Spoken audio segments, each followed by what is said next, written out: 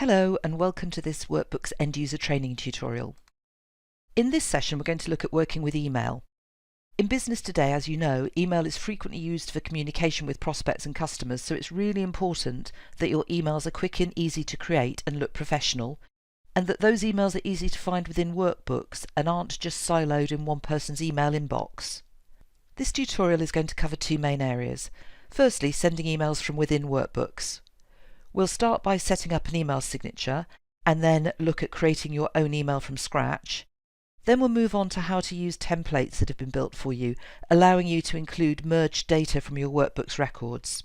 Secondly, we'll look at how you can share email between workbooks and your email client using the Workbooks Dropbox, and sharing email between workbooks and Outlook using the Workbooks Exchange Server Synchronization functionality, which we abbreviate to the WES, and the WES's related Outlook add-in.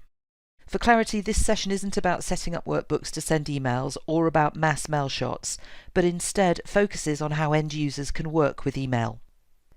Now that we're here in Workbooks, let's have a look at setting up your email signature. If you're going to send emails from within workbooks, you'll obviously want them to be as professional in appearance as they would be if you were sending them from your usual email client, so we do recommend that you set up a signature. That signature can include pictures, such as your company logo or social media icons, and you can either type in the information directly, or if you've got your email signature in an HTML format, simply paste that in. You set up your signature within Preferences, and here you'll see an email section on the left-hand side. Click on My Signatures, and then on the button at the top, New Signature. You'll see that the screen looks similar to other email clients because in effect what you're doing is creating an email template. So you do have to give it a name, but at this stage you don't need to fill in any of the from or to fields or the subject box. You can create as many different signatures as you want, and you should make one of them the default using this checkbox. The body field is where you enter your signature. This is a rich text field just like any other in workbooks, so you can maximise it if you want a bit more space to type things in using this button here, which is toggle on and toggle off. If you've got your signature in HTML format, then you can use this button at the top, it should just be visible on your screen, and paste in the HTML content there using Ctrl V. Then when you toggle back to the rich text view, you'd see your signature. Alternatively, you can just type your signature in or paste it in a text format. Here's what my signature looks like in Outlook, and if I scroll down you can see that there are some images in here and there are links to LinkedIn and Twitter and so on. I'm going to grab all of that and just paste it in to the text area of my rich text field. So you can see that some of it has come across, but the images themselves don't work. To get the images to work, they have to have been added to what we call your upload library within Workbooks, and your marketing team should be able to sort that out for you. To get the images into your signature, position your cursor where you want the image to go and click on this tiny little image icon in the rich text editor. From here, click on Browse Server, and then pick the image that you want to use. You can see that you can change the width and height, and I am going to do that. I've got the relative size locked here, the ratio locked. And you can also put in a border if you choose to. I'm not going to do that, and put some space around it. You can add hyperlinks in the same way as you would in Outlook by highlighting the text or the image and using this little link icon up at the top. So I'll leave my signature looking like that, just with one image in it. Now that I've saved it, remember you should always use Send Test Email. Send an email to yourself just to check that when you receive the email the signature looks okay when it gets to its destination. And once your testing is complete and you're happy with the signature, make sure you use the blue button at the top, the Activate button, to make your signature available within the system. Let's move on to looking at how you can send emails from within Workbooks now that you've got your email signature set up. If your system administrator has configured your system to be able to send emails, you can use Workbooks to send them that you can create from scratch, or you can send emails from templates that have already been set up for you, which, if you want, can merge in data from the record you're sending from. On the screen I've got my person record open, and if I click on the envelope next to my email address, you'll see that I'm given two options. I can either send with my email client or send with Workbooks. Selecting the first option would open up a new email using your default email client with this email address in the To field, and then you'd send your email in the normal way. If you select the second option, which I'll do now, it opens up a screen which looks very like the signature we just used. And in fact, if you scroll down, you can see that my default signature has been placed in the message body. You'll also notice that my email address has appeared in the To field. And you can add more people to this, or to the CC and BCC fields. If you're adding someone that's in your database, just start typing their name. But if they're not in the system, you can type in whatever email address that you want.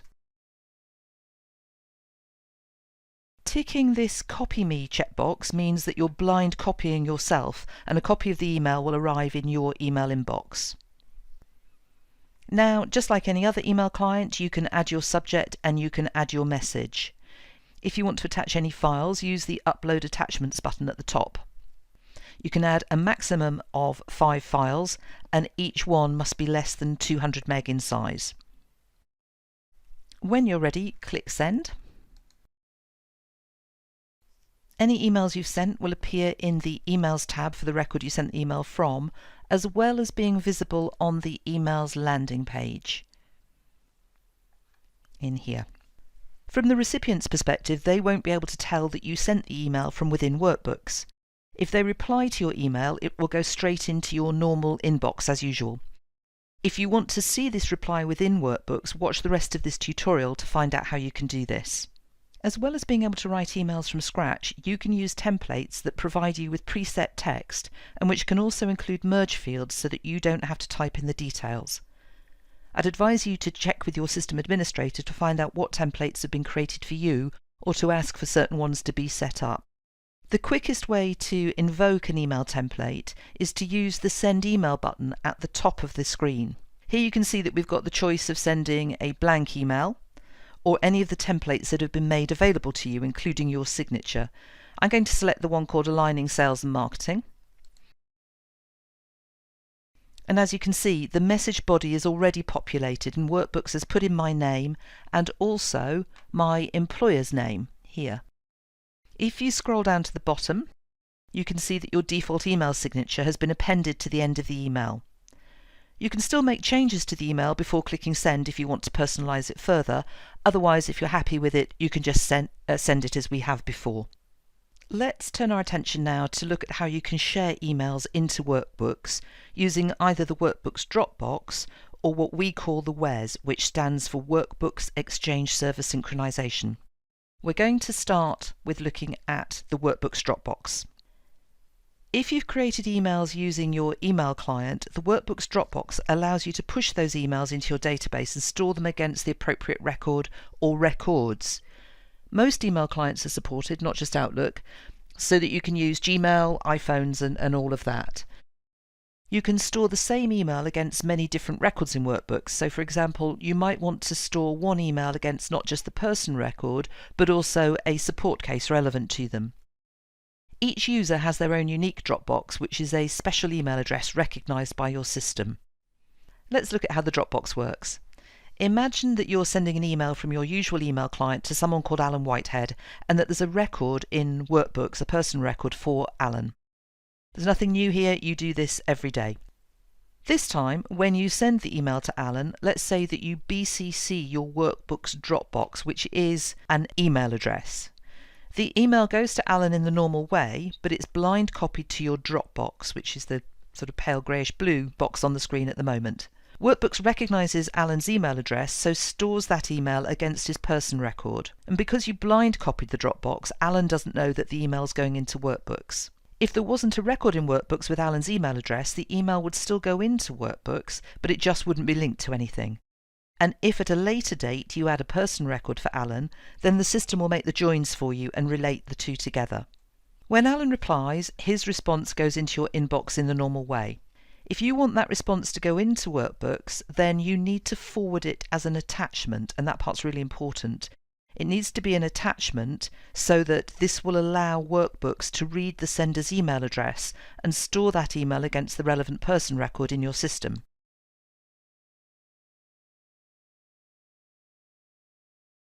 As well as storing an email against a person record in Workbooks, you can also store that same email against other records in your system. To do this, include the record's object reference in the email, and that can be in the body of the email or in the subject. On the screen here, what we're illustrating is that the email is being stored against a person, an opportunity, a case, and an invoice. Now that you've seen how the Dropbox works, let's set one up. To do this, you need to be in your Preferences, down at the bottom, and from the left-hand side, choose Email Dropbox. Click on Create Dropbox, and you'll see that a long alphanumeric email address has been set up for you, ending in dropbox.workbooks.com. This is your unique Dropbox address. If you want, you can download a vCard for the address so that you can add it to your contacts. On the left, you'll notice that there's a menu option called Authorize Senders. In order for the Dropbox to work, the email address of the person sending items into the Dropbox must be authorized. The email address that you've used to log into Workbooks will automatically be authorized, but if you send emails from more than one address, like for instance a sales @ or a support @ email address, you can simply add a new authorized sender. I'll add my Workbooks email address so that I can demonstrate the Dropbox in action. I've reopened the person record for me that's in the system, and it's got my Workbooks email address on it. At the moment there are 3 emails stored against that record, and I'm also opening up an opportunity record, this one here. If I hover over the eye, you can see that this is OP 868. And at the moment there aren't any emails stored against that opportunity. The reason that I'm showing you these two is because what I'm going to do is I'm going to go into Outlook, create an email, BCC in the Dropbox address that's just been created, and send it to the email address of my person record, this one here. I'm also going to include the object reference, that OP 868 for the opportunity, and show you that the email gets stored against that as well. So let me go over into Outlook first of all. So this is a short email that I've written in Outlook. You can see that I've BCC'd the Dropbox that I just created. I'm sending it, if I show you, it is going to jean.hardymatthews@workbooks.com. I've just kept this really short to illustrate the point, but you can see that in the body I've also included this reference for OP-868. It is important, if you're going to use object references in your emails to link them to records in Workbooks, that you write out the object reference exactly as it appears. So I'm going to click Send, and in a few moments that should arrive in Workbooks. When I look at my emails landing page, you can see that the email I just sent has arrived there, which is great, so it's come into the system. But of course what we need to check is whether or not it's linked to the right records. So I'm going to open up that opportunity again. I am just going to click Save because I had it open anyway. And you can see there's a 1 in brackets after emails, and if I open that up, that's the Welcome to Workbooks Dropbox email that I sent. So that's worked perfectly. It will also appear on the person record on the Emails tab. That bit takes a little bit longer. That bit syncs about every 10 minutes. Actually, even as I did that, I saw that that's come through, so we just happened to time that alongside a synchronization. But it will go, the email will go into your system immediately, but it'll link it to the person record approximately every 10 minutes or so. Something else you can do once you've set up your Dropbox is, if I go back to the main tab on this record, we saw earlier that when I clicked on the down arrow next to email, I had 2 choices. Now that I've set up my Dropbox, I've got a third option. I can send an email with my usual email client and automatically BCC my Dropbox. So that would open up an email addressed to the right person with my Dropbox address in the BCC field, so I don't have to worry about setting that up. So that's how to use the Workbooks Dropbox to share emails, and that functionality is available to all users. The next topic we're going to look at is the Workbooks Exchange Server Synchronization, the thing we call WES. So we'll move over into PowerPoint to talk about that. The WES runs as an automated service in the background which automatically syncs contacts, emails, tasks and meetings between your email server and Workbooks. When you use it in conjunction with the WES Outlook add-in, you'll have much greater control over what's synchronized. As an end user, you don't really have to worry too much about what the WES is or how it's set up, as it will have been deployed centrally by your system administrator. However, it provides you with a direct connection to Microsoft Exchange servers and enables records to be synced between Workbooks and Outlook. It connects not just to Outlook for Windows, but also to Mac and mobile as well. Without you having to do anything, people that are in your Workbooks My People view will automatically be synced into Outlook and will appear in a folder called Workbooks Contacts. In addition, any meetings or tasks that appear in your My Activities views will also appear in Outlook. The sync runs approximately every 30 minutes, so items might not appear immediately, but they will be synced over. Once they have been, any changes you make, whether you make them in Workbooks or in Outlook, will update the record in the other system too. When your administrator deployed the WES, they will have attributed an Outlook category to Workbooks. If you create contacts, meetings or tasks in Outlook that you want to appear in Workbooks, you need to use the Categorize option and select the relevant option for Workbooks, and this will result in the record being pushed into your Workbooks database. You can see on the screenshot here that the Workbooks category on my system is kind of a dark blue. It probably looks black on your screen. Yours might be another colour, but if I wanted this meeting to be synced into Workbooks, I would categorize it and then it would appear. To make sharing records easier, we also have the WES Outlook add-in. This is a really easy to use interface that appears as a sidebar in Outlook. It gives you control of which emails you want to sync into Workbooks and which records you want to link them to, as well as allowing you to create new people or sales leads, and also to update existing records without even having to leave Outlook. I'm going to move now into Outlook to show you my add-on in more detail. Here's an Outlook email, it should look pretty familiar to all of you, which has got an email address on it.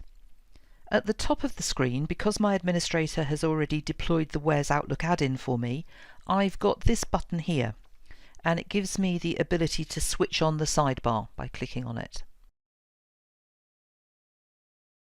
Once you've activated that sidebar, if you want to use it regularly, and I would recommend that you do, you can use this push pin at the top, which should look familiar, we use it throughout Workbooks, to make the sidebar stay in position. In the bar, you can see that Workbooks says that it's found a person record with an email address that matches the one that I'm sending the email to. You can also see that next to the person information there are icons for Facebook and LinkedIn. If I clicked on those links, I could go and find out more about this person that I'm sending the email to. If I clicked on the three dots, the ellipse, I could open this person's record in Workbooks. But if I want to make any changes to the record, I don't even have to go and open Workbooks, as any changes I make here will immediately change the record within your database. All I have to do that is click on the person name, and you can see that more fields have opened up for them. So I could click on the pencil symbol and add in perhaps a title. Remember, if you do make any changes, that you do need to click Save. At the moment, the title is showing in orange because it's showing that that's the thing I've just edited and I haven't saved it yet, so I'll do that. Notice as well, further down this bar, I can see other records that have been linked to this person. You can see here there are a couple of cases, some tasks and some emails. So I can go and explore more about this person if I wanted to. Importantly though, what there is, it's now up at the top here, is this link item button. If I click on it, it means that this email will be stored in Workbooks linked to this person's record. And if you notice that the fact I'd clicked on that has now populated the BCC field with the Workbooks Dropbox address and a link to the relevant person PERS 5872.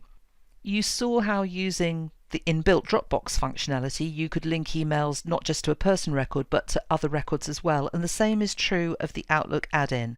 Let's imagine that I want to link this email to a particular case. You can search by using the object reference, which I'm going to use, but you can also search by using the name of a record. So I'm searching for a particular case, and there it is. So again, I've got a button where I can link this email to that case so that once it hits Workbooks, it's linked not just to the person record but also the case. The final bit of functionality that I want to show you is that if I add in a recipient with an email address that doesn't exist on my database, I don't know if you noticed, but as soon as I did that, on the right up popped a little box that says not found in Workbooks. It kind of runs off the screen there, but it does say not found in Workbooks. And it's saying, do I want to add this person to the CRM system as either a person or a sales lead? I can choose either. I'll click on person. And this should look fairly familiar. It's a cut down version of a person record that you would find within Workbooks. So I can populate the fields there, and if I were to go ahead, I could click create, and that would automatically create a person record for Bill Gates in this instance in my Workbooks system.